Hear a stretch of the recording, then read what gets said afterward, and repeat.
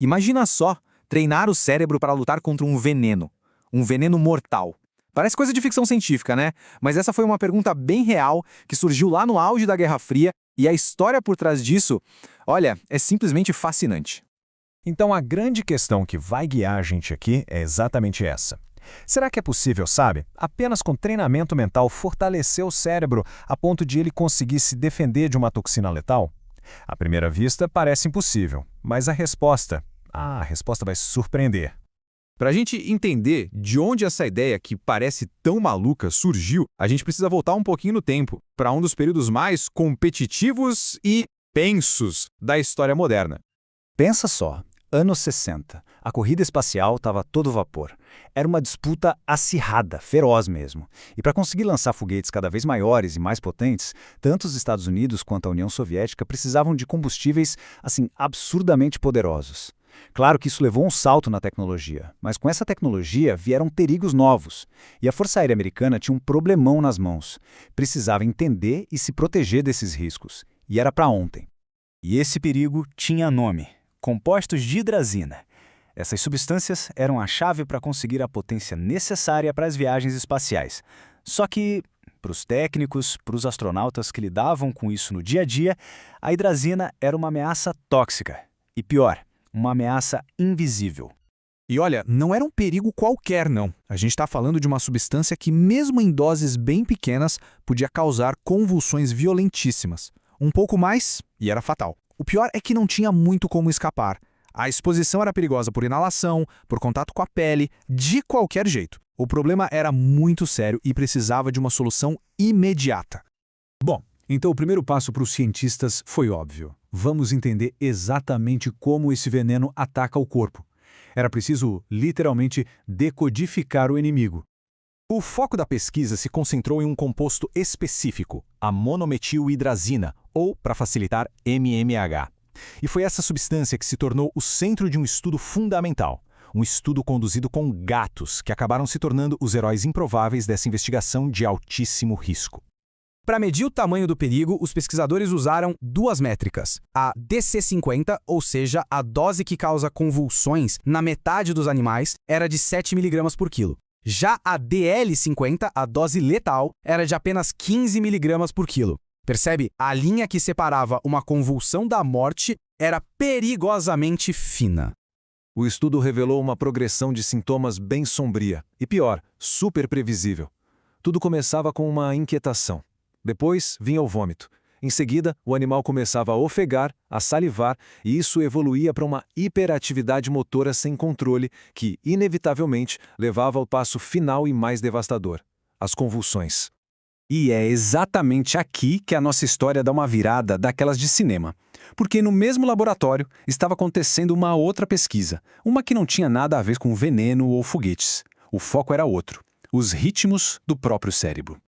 Os cientistas, liderados pelo Dr. M.B. Sterman, tinham identificado uma onda cerebral muito particular que eles batizaram de ritmo sensório-motor, ou SMR. Eles notaram que essa ondinha aparecia no cérebro dos gatos justamente quando eles estavam parados, sabe? Relaxados, mas alertas. Era basicamente o cérebro dizendo para o corpo: "Ei, fica quieto aí." Uma analogia ótima é pensar no SMR como o freio de mão do sistema motor. Quando ele está ativado, o corpo fica imóvel. É um mecanismo de controle interno para a quietude. E aí que veio o estalo, a ideia genial. E se fosse possível treinar os animais para ativar esse freio de mão por conta própria? Usando um condicionamento simples, toda vez que o cérebro de um gato produzia a onda SMR, ele ganhava uma recompensa. E não é que deu certo? Com o tempo, os gatos aprenderam a produzir essa onda cerebral quando queriam, se tornando mestres em ficar completamente parados. Foi nesse ponto que os dois projetos de pesquisa, que aparentemente não tinham nada a ver um com o outro, colidiram de forma espetacular. Foi o clássico momento: espera aí, e se? A hipótese era ao mesmo tempo simples e revolucionária. Pensa bem, a toxina, o MMA, causava uma tempestade de atividade motora que terminava em convulsões. Já o treinamento SMR ensinava o cérebro a criar um estado de calma motora profunda. A grande pergunta era: será que a calma poderia vencer a tempestade? Para testar isso, eles montaram um experimento bem direto. Pegaram um grupo de gatos normais, sem treinamento, que era o grupo de controle, e compararam com o grupo experimental. Os gatos que tinham passado meses aprendendo a controlar suas ondas cerebrais SMR. Ambos os grupos receberiam a mesmíssima dose do veneno. O que eles descobriram a seguir não apenas confirmou a hipótese, mas superou todas as expectativas. Os resultados foram, em uma palavra, impressionantes. Os dados mostraram uma coisa surpreendente. O tempo para os primeiros sintomas, como vômito e respiração ofegante, foi praticamente o mesmo nos dois grupos. A toxina estava agindo. Mas o ponto de virada foi nas convulsões. A diferença no tempo para elas começarem é simplesmente gigantesca. Este gráfico aqui deixa tudo muito claro. Enquanto os gatos não treinados sucumbiam às convulsões em menos de 1 hora, os gatos treinados resistiram em média por quase 3 horas. O cérebro treinado estava, de fato, se defendendo ativamente. Vamos colocar isso em perspectiva. 3 vezes mais tempo. Os gatos que aprenderam a controlar uma única onda cerebral adiaram as convulsões devastadoras por 3 vezes mais tempo. É um aumento de 300% na resistência, alcançado só com treinamento mental. É inacreditável. Essa descoberta foi muito além de uma solução para um problema da Guerra Fria. Ela abriu uma porta para uma nova compreensão do poder que a mente tem sobre o corpo.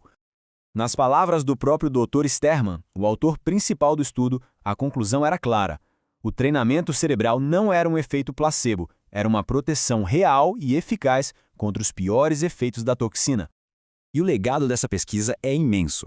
Esse estudo com gatos e combustível de foguete se tornou um dos pilares de um campo inteiro chamado neurofeedback, a terapia que usa tecnologia para ensinar as pessoas a regular sua própria atividade cerebral. Ele provou um conceito fundamental: a mente pode ser treinada para mudar o corpo de maneiras profundas. E isso nos deixa com uma pergunta final, né?